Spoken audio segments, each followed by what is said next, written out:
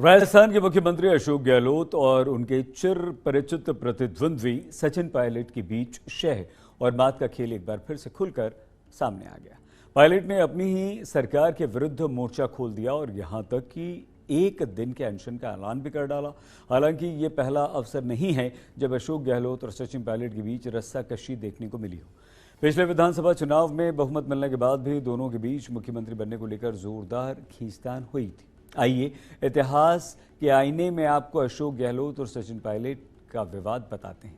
दरअसल यह अदावत सचिन पायलट के पिता राजेश पायलट के दौर से शुरू हुई थी। सीनियर पायलट और अशोक गहलोत के बीच भी हमेशा 36 का आंकड़ा ही बना रहा। ये वो दौर था जब अशोक गहलोत एक युवा नेता के तौर पर राजस्थान में उभर रहे थे। राजेश पायलट ने उस समय की युवा गहलोत पर दूसरे नेताओं को वरीयता दी। 1970 के दशक में जब अशोक गहलोत जयपुर से जीतकर संसद पहुंचे तो उनकी नजदीकियां गांधी परिवार से तेजी से बढ़नी शुरू हुई।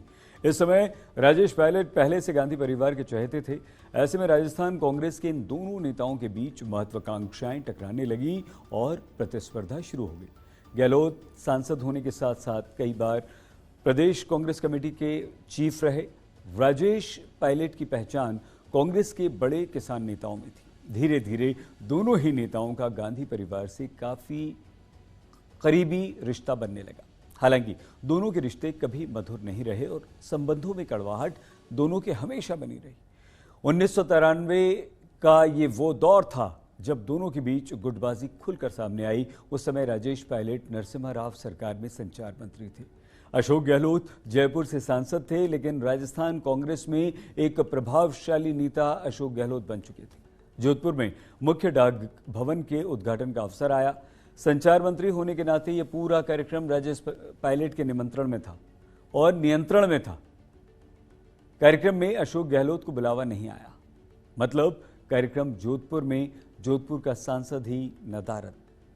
कांग्रेस के समर्थकों ने यह प्रश्न उठा दिया कि अशोक गहलोत कहां हैं। राजेश पायलट ने अपनी जवाब में कहा कि यहीं कहीं होंगे बेचारे गहलोत। धीरे धीरे कांग्रेस के इन दो कद्दावर नेताओं की अंदरूनी लड़ाई सतह पर आने लगी। नरसिम्हा राव सरकार में अशोक गहलोत भी मंत्री बन गए, लेकिन तांत्रिक चंद्रास्वामी से दुश्मनी के चलते उनको मंत्री पद गंवाना पड़ा।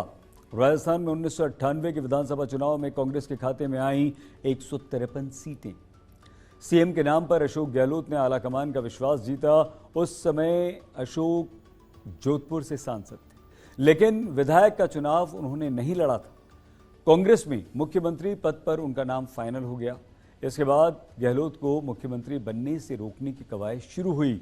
शिवचरण माथुर से लेकर परसराम मदेरणा जैसे नाम सामने आए। राजेश पायलट ने इस समय गहलोत की राह रोकने की पुरजोर कोशिश की। हालांकि अंततः गहलोत मुख्यमंत्री बनने में सफल रहे। राजेश पायलट की मौत के बाद उनकी विरासत उनके बेटे सचिन पायलट ने संभाली।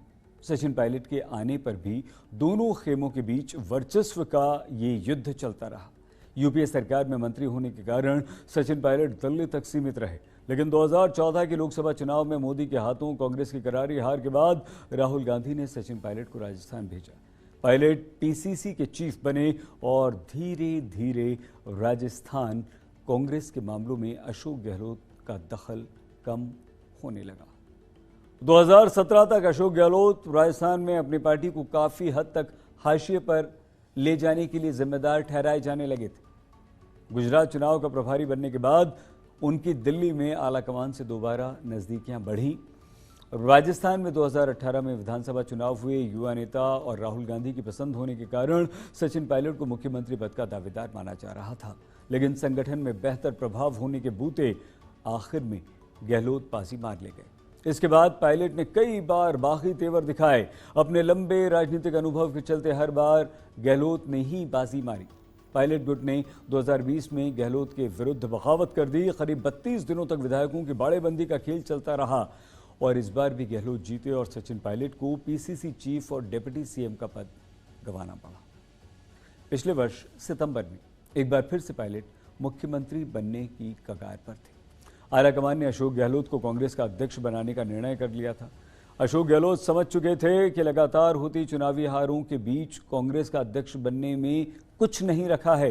एक बार फिर उनका जादू चला और अशोक गहलोत सचिन पायलट के इरादों पर पानी फेरने में सफल रहे। इसके बाद बीच बीच में हमेशा सचिन पायलट की छटपटाहट सामने आती रही, लेकिन राजस्थान में सीएम बनने का ख्वाब सचिन पायलट से दूर ही बना रहा। अब सचिन पायलट ने विधानसभा चुनाव से पहले फिर से गहलोत सरकार के विरुद्ध मोर्चा खोला। चुनावी वर्ष में हो रही ये घटनाएं ये बताती हैं कि शायद अब सचिन पायलट मुख्यमंत्री बनने के लिए और इंतजार नहीं कर सकते। वो चाहते हैं कि पार्टी आलाकमान उनके बारे में स्थिति स्पष्ट करे। पायलट के अगले कदम के बारे में कयासबाजी का सिलसिला शुरू हो गया है।